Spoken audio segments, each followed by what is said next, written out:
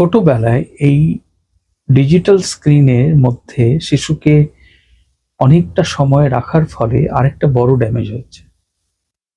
এটা হচ্ছে যে শিশু শৈশবে জন্মের পর থেকে তার ওই 3 বছরের মধ্যে তার 5টা ইন্দ্রিয় তার চারপাশের জগৎকে ধীরে ধীরে বুঝতে শেখে 5টা ইন্দ্রিয়ের মাধ্যমে, তাই তো?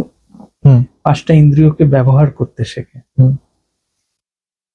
যখন তাকে আমরা ডিজিটাল স্ক্রিনের মধ্যে আটকে দিলাম, তখন তার 5টা ইন্দ্রিয় ততটা কাজ করার সুযোগ পাচ্ছে না। বোঝা গেল?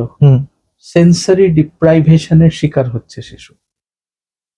তার সেন্সারি ডেভেলপমেন্ট যেটা হওয়ার কথা সেটা হচ্ছে না, যা আলটিমেটলি তার মধ্যে কিছু সমস্যা তৈরি করছে, যেগুলো আপাত দৃষ্টিতে অটিজমের কিছু ফিচারের সঙ্গে মিল পাওয়া যাবে।